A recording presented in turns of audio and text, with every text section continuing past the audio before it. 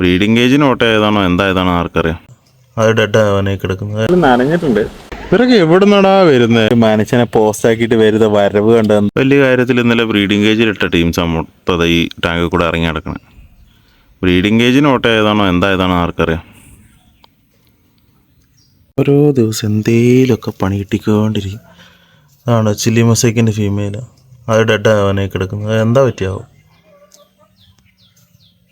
കച്ചവടം ഒന്നല്ല, നോർമൽ കച്ചവടം നടക്കുന്നത് മാനന്തവാടി ടൗണിലാണ് കേട്ടോ.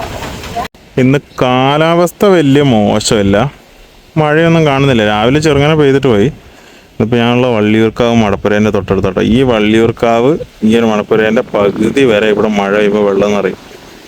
നല്ലോണം വെള്ളം കയറുന്ന അപ്പുറ സൈഡ് പുഴയുണ്ട്. അപ്പോൾ അതുകൊണ്ട് ഈ ഒരു സാധനമൊക്കെ എന്തിനാ കെട്ടിയിട്ടെന്ന് എനിക്ക് ഇതുവരെ അറിയത്തില്ല. ഫുള്ള് പുല്ലും പിടിച്ച് പോയിട്ടുണ്ട്.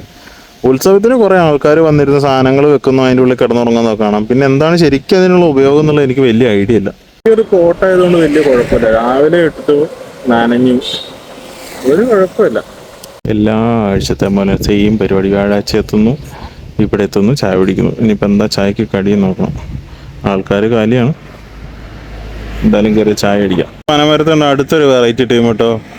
നല്ല ബ്ലൂ കളറിൽ നല്ല രസമുണ്ട്. ഇതാ അതിൻ്റെ ഫീമെയിൽ. സംഭവം നല്ല ഭംഗിയുണ്ട്. നമ്മുടെ ഫെസന്റ് മോഡലൊരു സാധനം.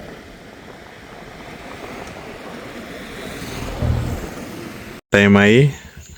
ദയാലിനെ വന്നിട്ടുണ്ട് അടുത്തൊരു വള്ളിയുമായിട്ട്.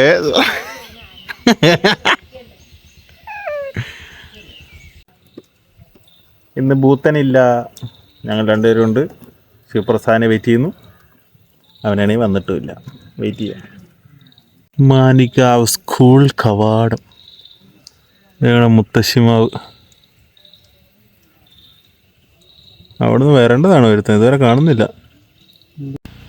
10-15 മിനിറ്റ് മനുഷ്യനെ പോസ്റ്റാക്കിയിട്ട് വരുന്ന വരവ് കണ്ടത് എന്താന്നുള്ളത്. ഹെൽത്ത് നല്ല പക്കാണ്. ഹെൽത്തി കടലയാണ്.